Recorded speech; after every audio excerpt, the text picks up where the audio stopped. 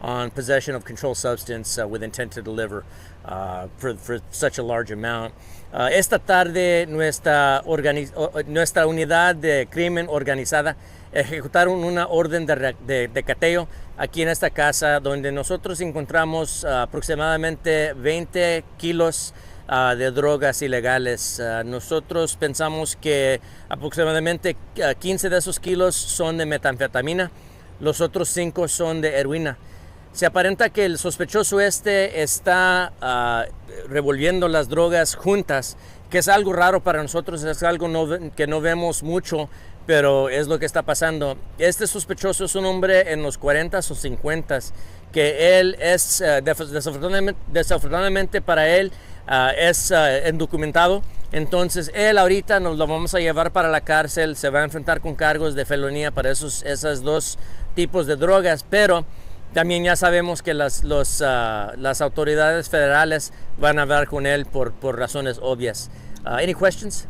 Sheriff, can you talk more about how this house became on your radar and exactly what you can tell us, the process of trying to figure out who was here and what was going on? Sure. Well, the organized crime group, they concentrate their efforts on anything having to do with organized crime, whether it be narcotics-related cases, gambling-related cases, human smuggling cases, anything having to do with an organization.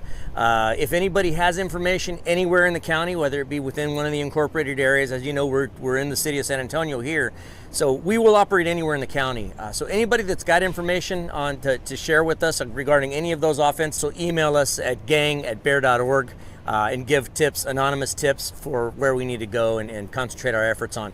But this organized crime group has been in existence for about 5 years now, and they've been very successful.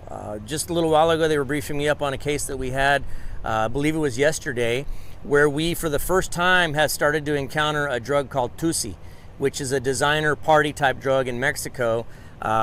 Pink cocaine, for lack of a better term, is what it's being called.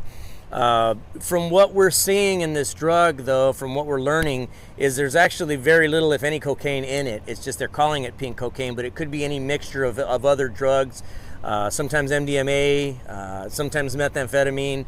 Unfortunately, we've also heard of instances where fentanyl makes its way into the mix, but they dye it pink, and then all of a sudden it becomes this designer party drug called Tusi. So again, our organized crime group is just out there working 24/7 to keep our community safe.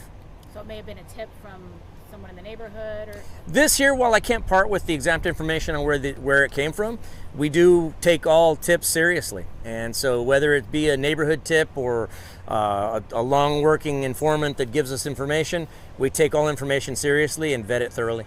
La mezcla que encontraron adentro de la casa es esta droga que comentabas.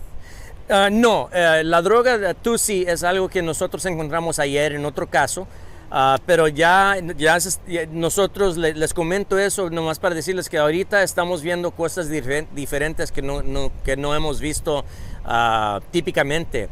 Por ejemplo, aquí están mezclando heroína y metanfetamina. Eso no es algo que vemos regularmente. Entonces, pues nos da pendiente por qué lo están haciendo. Esta otra droga, Tusi, que nosotros hemos encontrado, dicen que es cocaína rosada en color, pero es algo que no vemos frecuentemente.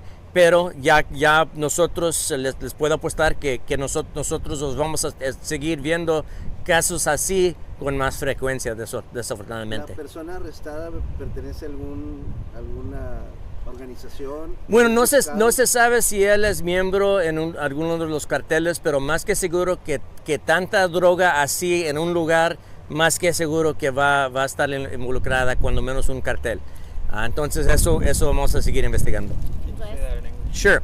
At present, I wouldn't be able to tell you if this gentleman that we found is a member of any certain cartel, but I can tell you, anytime you find that kind of quantity of drugs still packaged the way it was, most certainly it's going to be cartel involvement.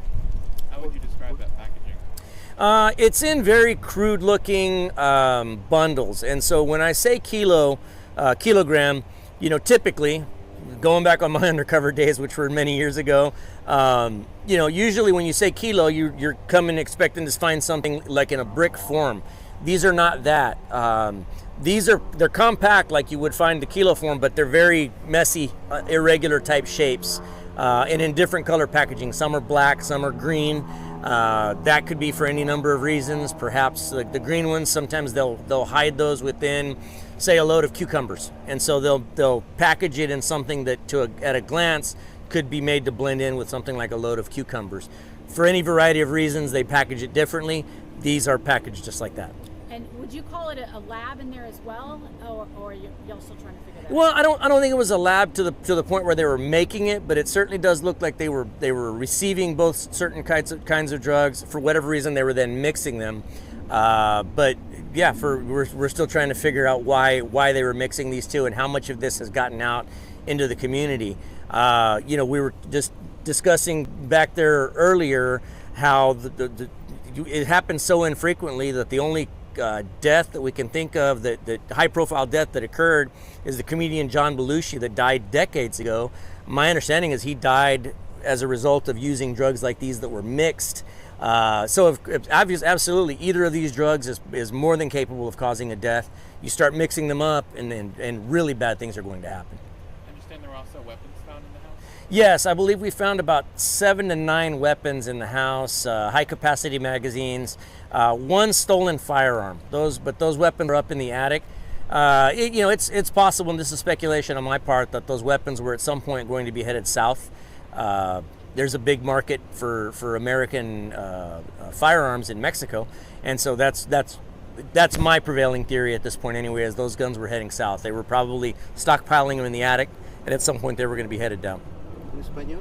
Sí, nosotros nos encontramos con varias armas, rifles, pistolas, escopetas que yo pienso que los estaban deteniendo aquí, juntando las armas aquí, y luego en algún momento esas armas iban a ir al sur hacia México. Es algo que pasa, que nosotros vemos muy en común en varios casos, entonces yo pienso que es lo que estaban haciendo. Sheriff, can you talk about the impact of getting these drugs off the street? I know maybe just a small dent in the big picture, but it's Sure. still something. You said it was a significant amount.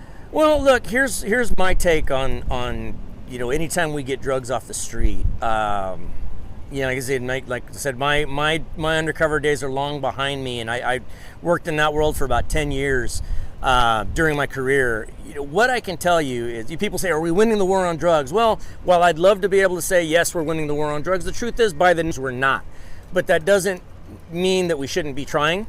And certainly any amount of drugs that we're able to get off the street is a win for us, because that's literally that many lives saved. But when you can find this much of any type of drug together in one location, that's absolutely a win for us.